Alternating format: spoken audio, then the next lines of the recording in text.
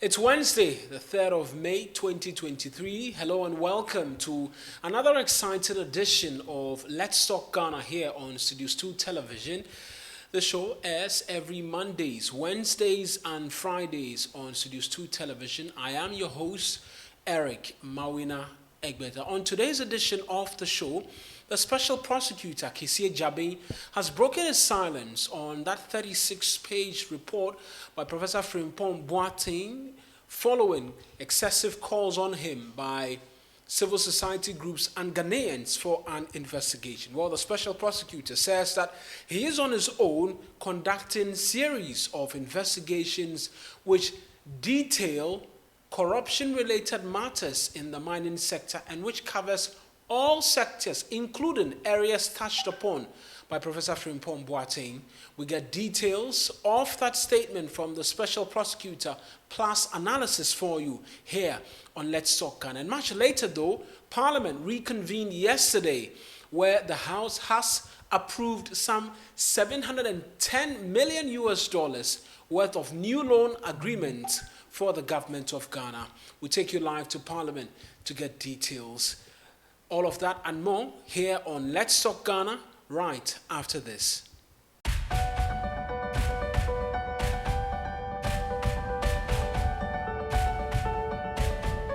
You're welcome back to Let's Talk Ghana here on Studios 2 Television on YouTube as well as on Facebook. This show is interactive. We're always delighted to get feedback from you as to exactly what it is that we've been bringing to you every Mondays, Wednesdays, and Fridays. So do leave a message for us in the comment section there on YouTube as well as on Facebook, and we'll do the reading in subsequent editions of the show. Today on this edition, though, the special prosecutor, Kisie Jabe, he has in a statement broken his silence for the last 2 weeks following details of that explosive report by Professor Frimpong Boateng, which highlighted corruption, peddling of influence by key government officials and persons trusted by the government and the president to help the country fight the illegal mining menace. Well, on your screens now is that statement from Kisie Jabe, responding to calls on him by civil society organizations and Ghanaians to take up the investigations and probe the content of that report. I'm going to walk you through the statement from Kisie Jabe, then we'll get some analysis for you here on Let's Talk Ghana on today's edition. And that statement, like I mentioned, from Kisie Jabe, details, amongst many other things, what he says he has been doing in relation to matters involving Galamsey and investigations by the special prosecutor. And so he says that he acknowledges the recent calls for action and investigation into the matters by the public and civil society following the publication of the report on part of the matters as authored by the former chair of the Interministerial Committee on Illegal Mining and Minister for Environment, Science and Technology, Professor Frimpong Boateng. But he references, and that's the first paragraph of that statement, that on the 10th of October 2022, his office published that it had commenced investigation into suspected corruption and corruption-related offences in respect of illegal mining. It was stated that the investigation targeted the activities and expenditure of the dissolved Interministerial Committee on Illegal Mining, IMCIM, especially in respect of the seizure and management of excavators, machinery, road vehicles, and gold nuggets, and officials of the Ministry of Lands and Natural Resources, the Forestry Commission, and other public officials and private persons. And he ends by saying that he will take necessary action against all persons deemed culpable of corruption and corruption-related offences in the mining sector. So those are the details from the Office of the Special Prosecutor and signed by Kisie Jabe himself. We're subjecting this to some scrutiny now. Vitus Azim, he is an anti-graft campaigner, someone who speaks very well on corruption and corruption-related matters. Let's pick his thoughts as to this response has come from the special prosecutor and whether it begins to calm the nerves of civil society groups and corruption watchers in the country. Remember, there's been reports by Transparency International and the likes in the last few weeks as well, which continue to paint a gloomy picture as to the downward spiral in terms of the corruption fight. Vitus Azim, he's joined us on phone now. Let's get some details from him. Right, so Mr. Azim, many thanks once again. Your general reactions to the special prosecutor's statement where he, amongst other things, says that he's already commenced investigations and the investigation is wide-ranging and covers aspects, not aspects, but the entirety of this report by Professor Frimpong Boateng. Well, I would say it is a welcome development if and only if he will follow through on his word. Because there have been several investigations that have been pending and we are not seeing the end of it. So it's good for him to say that, but then we will hope to see what happens in the end. And especially in this particular case where the big wigs are mentioned, right, some of us have doubts about any government institution actually carrying out a very serious investigation and taking drastic action on those found culpable. And the doubt is because they are top government officials. Is it the case that these institutions are not trusted enough because the police as well is involved in these investigations? It is not just trust, but the fact that they are under the control of the executive, the presidency. The executive has power to appoint and disappoint. The executive, at the end of the day, when the police or a special prosecutor or you carries out any investigation, it will end up going to the desk of the Attorney General, who is a politician, who is under the control of the executive, the president. And so that is our basis of having doubts. And then the fact that these things have been outstanding, I mean, there are several investigations that we have been expecting to hear the outcome, and we've not seen the outcome. Is that really the concern? Pending investigations where outcomes have not been clearly stated? Because even in his own statement, he mentions that he's begun investigations as far back as of October of 2022, and there's been little to no update as to exactly what's been happening. Yes, so that's our concern. Because it's not enough to come out and tell us that you are investigating or you are about to investigate. We need to see the outcome of your investigations. And until we see that, we cannot decide, we cannot say that, well, you have done well or you have not done well, or that the issue is properly handled.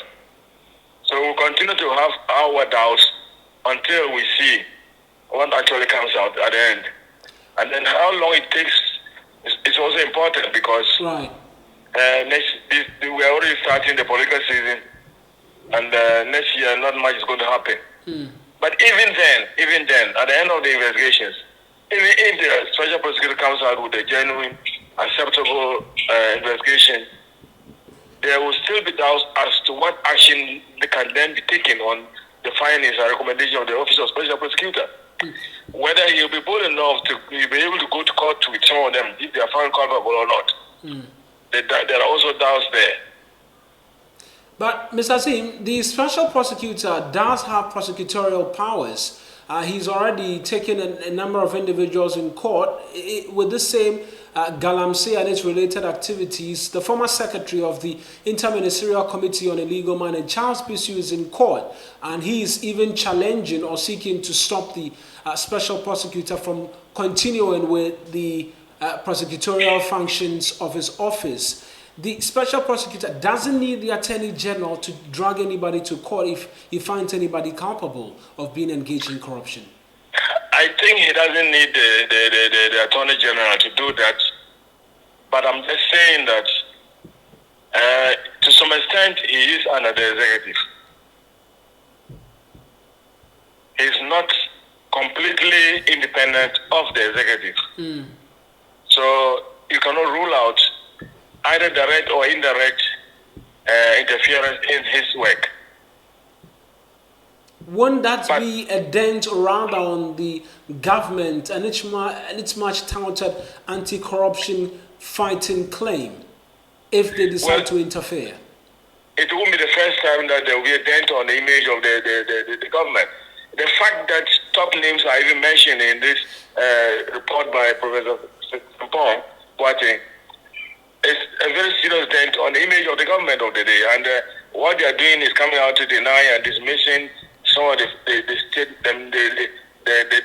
aspects of the report. So they don't actually care about the dent on their image. Right. What will be an acceptable timeline for you in civil society and the likes, these investigations that have been mentioned by the special prosecutor? Because you mentioned that there is doubt even along timelines and how well they can round these up. You see, I cannot speak for civil society, but I think that considering the constraints that the Office of Special Prosecutor has, 6 months should be a reasonable period. And if you start investigating in October, we're already in May. That's already 7 months. Right. So that is where my concern is. Yeah. And so this is looking more like a talk shop than actual action being taken.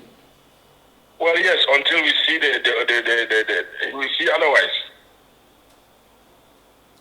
Just finally, though, on the reaction that have come from the government itself to these claims and details as captured in the report by Professor Frimpong Boateng, the presidency issued a statement and, among other things, described it as hearsay and the likes. You've already mentioned that they do not care about the dent on their image, but for you, did it surprise you, that response that came from the presidency? No, it doesn't. It doesn't surprise me, because any government that is serious about fighting a particular issue in this country, whether it's corruption, it's galamsey, or whatever, getting such a report from a government appointee who was actually entrusted with the responsibility of leading the fight against galamsey, one would have expected the president to thank him for coming out with that report and promising that he is going to go into it in more detail, and that he will take action against anybody that is found culpable. But unfortunately, he seems to be clearing as usual, right. clearing himself and other people of this matter, and that's very unfortunate. Mr. Azim, I appreciate that you could speak to us. You're welcome. That's Vitus Azim. He is an anti-corruption campaigner speaking to us this morning on Let's Talk Ghana here on Studios 2 Television. You heard from him, says that not surprised really by the reactions from the presidency, but the onus lies on the special prosecutor.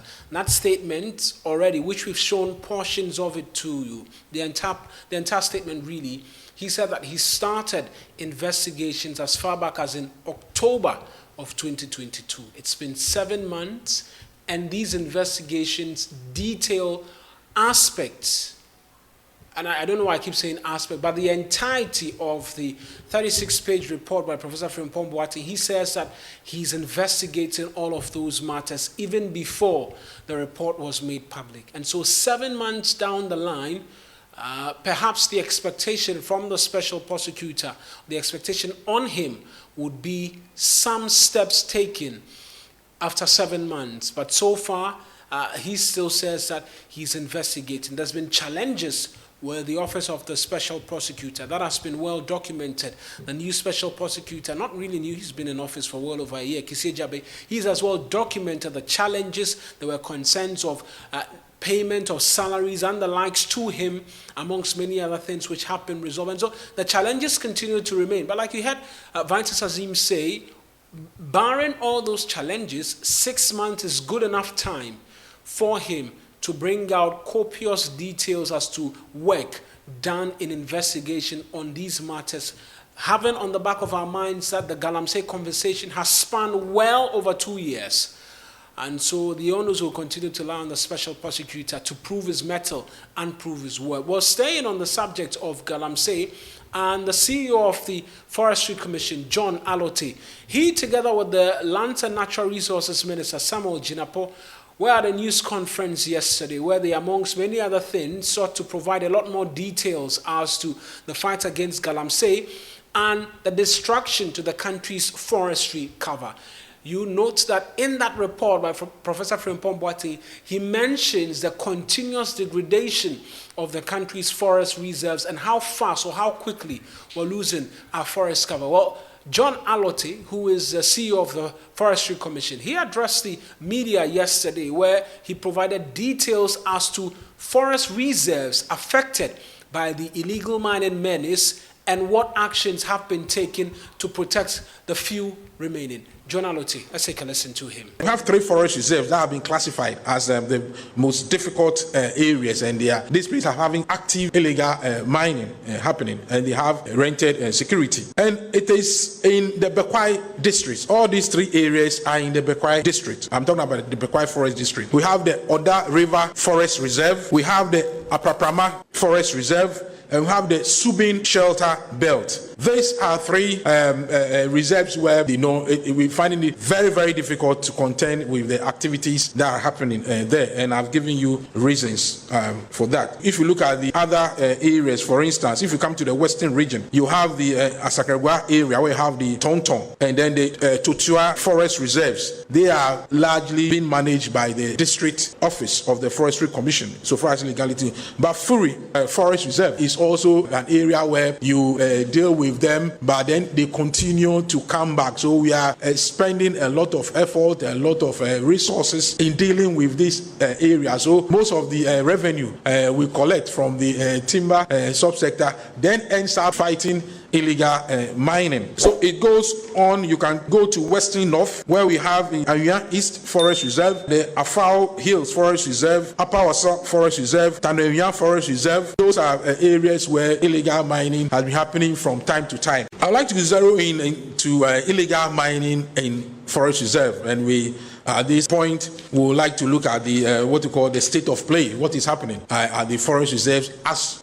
we speak. Records we have at the ministry indicates that 7 out of the 16 regions have been experiencing some form of illegal mining in those regions. Out of this, 34 reserves have been affected. These are areas where you have significant illegal mining. The total area that has been mapped is about 4,722 hectares. That means that 4,722 hectares of forest land has been impacted. But then this is only the size of the surface. Some of these impacts, result in very deep holes, and then they excavate a lot of material that will also impact on the forest, because it takes time to get these topsoils to be able to get the place revegetated. So it is not only the size but the impact on our water bodies, the topsoil that is impacted, and the depth of the holes that is created.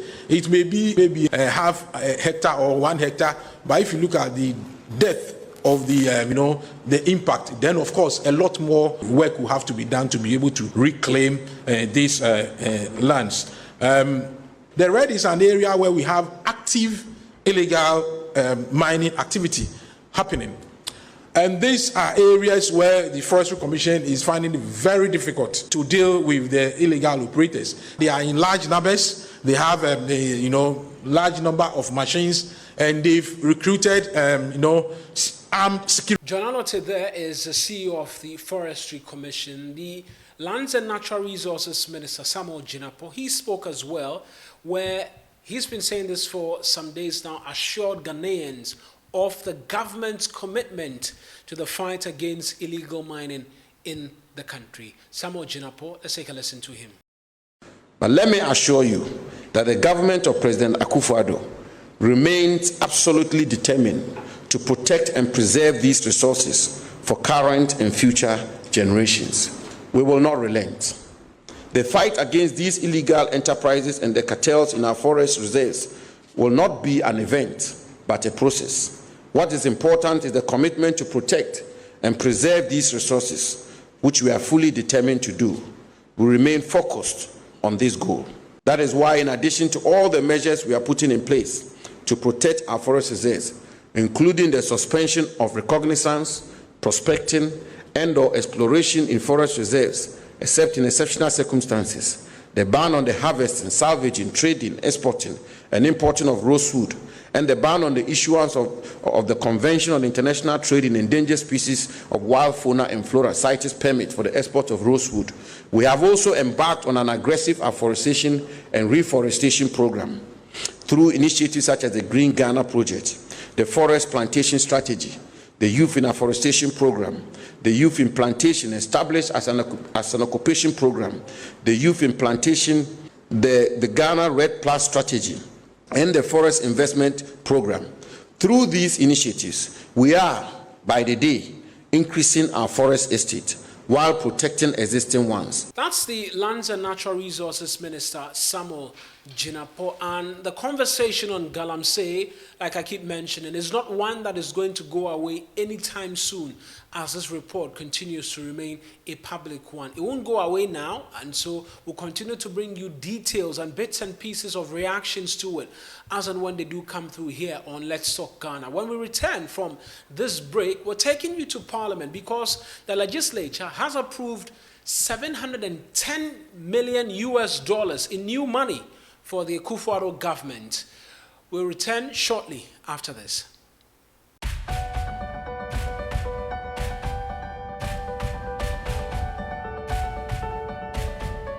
You're welcome back to Let's Talk Ghana here on Studios 2 Television, where we put Ghana first in all of our matters. Before we went on that break, I hinted of Parliament approving some $710 million in loan agreement for government. Well, as you know it, the Speaker of Parliament called an emergency parliamentary sitting yesterday, the 2nd of May, 2023, to have the House consider urgent government business. That urgent government business was 5 loan agreements, which now have been approved and agreed upon by the legislature of Parliament. The minority in Parliament, though, they opposed it quite strongly, but the majority had its way like always. Let's take you to the legislature, the floor of the House, for excerpt as to exactly what transpired during the proceedings in Parliament. Members, item 13 is a resolution. All in favor of the House adopting the resolution numbered 13 on page 6 and 7 of today's order paper, say aye. All against, say no. The ayes have it. Yes. Thank you, Mr. Speaker. Mr. Speaker, I'm drawing your attention to a matter of fairness. Mr. Speaker, you recall earlier when the majority side did not have their numbers. They forced you to put the question on hold, the members in. Mr. Speaker, I am submitting to you to be fair to the minority, to allow us to win our members as well. Some of them are on the battlefield campaigning. Some of them are on the battlefield campaigning. In fact, 3 of our members have just been called. But I make this point to let you know how unfair this recall is. At a time where members on this side are really fighting for their political survival. It's very important. I need to make that point. Very well. First, I'll deal with the resolution. The House has adopted the resolution number 13 on page 6 and 7 of today's order paper. Honorable, if you want the questions to be referred, so.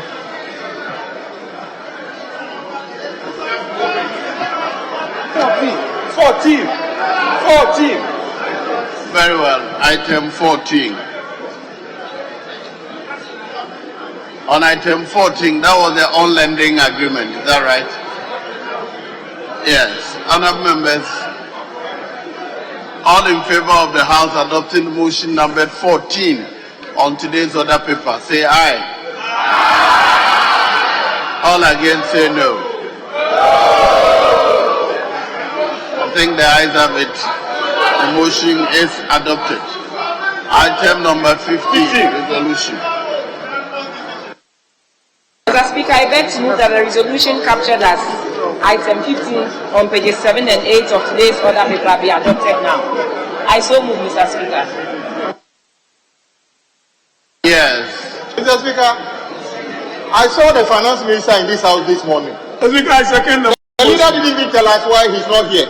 And then he's telling us that we should allow our colleague to be moving the motion. At least tell us what the finance minister is. If we are into one loan, the person responsible must be here to take the shame for the size of the loan, Mr. Speaker. So tell us what the finance minister is. Mr. Speaker, the chief whip was with us when we engaged the finance minister. And he needed to go back to the ministry to follow up with some matters. He is aware. He is aware.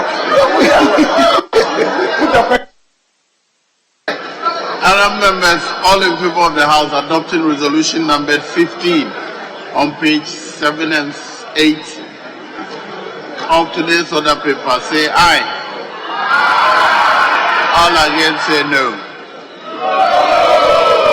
The ayes have it. The resolution numbered 15 on today's order paper is hereby adopted.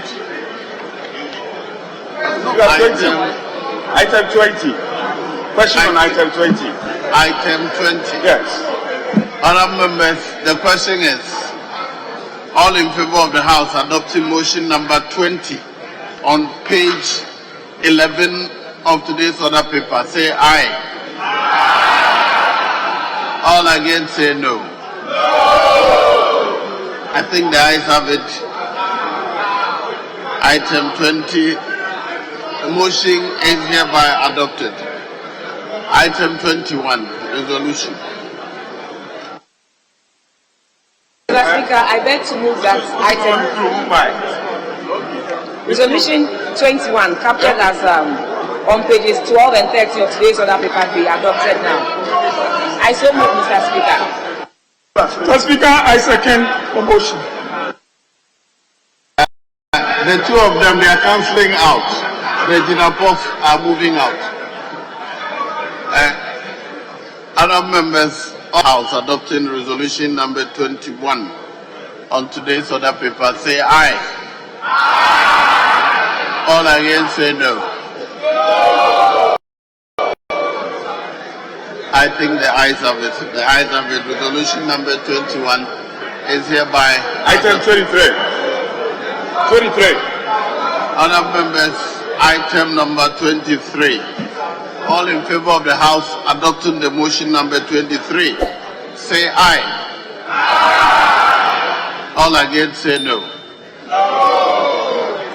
The ayes have it. Motion number 23 is adopted. Item number 24, resolution. Mr. Speaker, I beg to move that the resolution captured as item 24 on pages 14 and 15 of today's order paper be adopted now. Mr. Speaker, I second the motion. All in favour of the House adopting the resolution number 24 on today's order paper, say aye. All against say no. The ayes have it. Resolution number 24 on today's order paper is hereby adopted. Item 25. Honourable members, all in favour of the House adopting the motion number 25 on today's order paper, say aye. All against say no. The ayes have it. The motion is adopted. Item 26, resolution.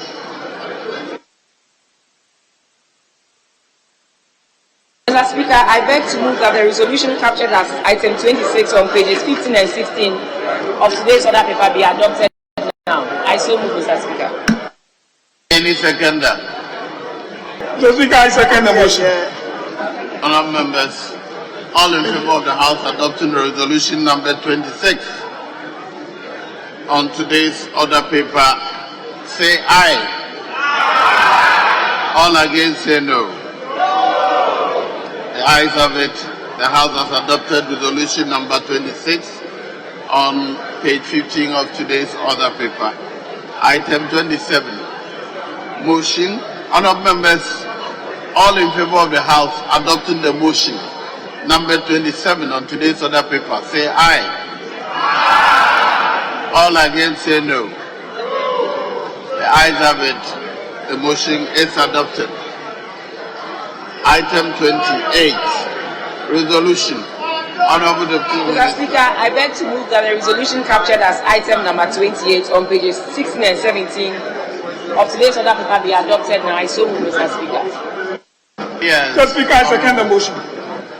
Honourable members, all in favour of the House adopting the resolution number 28 on page 16 of today's order paper, say aye. All against, say no. The ayes have it. Resolution number 28 on page 16 and 17 is hereby adopted by the House. The last one is the motion for rescission on the other paper addendum. Honourable members, the motion on the other paper addendum following on the House to rescind the decision has been moved and seconded. All in favour of the House adopting this motion, say aye. All against, say no. The ayes have it. The motion for rescission has been adopted. So those are the details as captured by the Facebook page of Parliament. We've been bringing you details of it here on Studios 2 Television. What it means is that $710 million more has been added to the country's debt. It continues to balloon, but the government says it is important, crucial in helping us secure that IMF deal by the government of Ghana, the Akufo-Addo administration. We're going to move away from this now and to the National Cathedral Secretariat and the scandal that it's been embroiled in. As you'd recall, the secretary to the National Cathedral Projects, the board, that's Reverend Victor Kusi Boateng, alias Edu Jemfi, has dragged the Northern MP Samuel Okudzeto-Ablakwa to court on charges of contempt of court in a viral video where he appeared to be kicking some court document. Well, the court sat on the case yesterday and ruled that the Member of Parliament did not breach any laws and that he was not found in contempt of court. And he subsequently slapped 10,000 cedis fine on Reverend Victor Kusi Boateng. The NDC MP has been speaking to journalists after the court proceedings, and he says that he feels vindicated and he's been given the impetus to continue to go on in his investigative work on the National Cathedral project. So yeah, on the National Cathedral, the current development, and with TUC coming in to say that it should rather be converted to National Hospital, what's our reaction to that? I salute the Secretary General of the Trade Union Congress. He's really spoken the minds of millions of Ghanaians, and really that's the point that some of us have been making, that it is important for there to be a true national dialogue, for the Ghanaian people to speak out. Is this project a national project? When did it become a national project? It started as the President's personal pledge. When did it become a national project? And when did Parliament approve the use of funds, public funds, for this project? You know that there has been no debate in Parliament that this should be a national project. The Ghanaian people have not been consulted. President Akufo-Addo presented it as a personal project. You also know that Parliament has not approved funds for this project, and yet over $58 million siphoned from public resources for this project. So the TUC is really aligned with the Ghanaian people. Organized labor has spoken the minds of the chiefs and people of Ghana. The president must listen. We will continue with the exposés and what is coming. The next in the series from the American edition will be published on Thursday, and Ghanaians will realize that, look, this whole thing is a criminal enterprise. It doesn't glorify God. and the earlier it is stopped. Our estimate is that over $1 billion will be spent on this project. Remember that there's been so many demolitions, many entities are demanding compensation, some are in court, judicial judgment debts, compensations, replacement of all the demolished properties. I mean, should we be doing this? This will go down in history as the most reckless, the most corrupt, the most ungodly project ever. And it is really a shame that it is being done in the name of God. Really blasphemous, really sacrilegious. And we will continue to resist this project and will continue to expose nothing but the truth. And what does this dismissal mean to this fight now? It gives us impetus, it gives us more verve, more drive, more inspiration to keep doing what is right in the national interest. And nothing is going to stop us now. We are no longer going to be distracted by all of these shenanigans, the abuse of the judicial process. And I'm glad that the judge really stamped the authority of the court and cleared this out of the way, dismissed it, and awarded costs so that we can focus really on the work we are doing for God and country. All right, thank you. Samuel Okudzeto Ablakwa there in that interaction with journalists at the Law Court Complex in Accra. We're ending today's edition of the show with a statement that's come from the Railway Ministry explaining that viral video which you've seen on various social media platforms actually was not a case of theft, but the ministry tasking the company, the Set Fabric company, to collect the narrow gauge railway lines because the country is moving to the standard gauge. And so the Railway Ministry says that it's not a theft case and that it is actual business that he has contracted this company to undertake. That's it for today's edition of Let's Talk Ghana here on Studios 2 Television. As always, we're back on Friday with another exciting edition. Leave a message for us, like I mentioned, in the comment section, both on Facebook as well as on YouTube, and we'll do the reading for you when we return on Friday. I am Eric Mawina Egbeta. Pleasure that you could be a part of today's edition.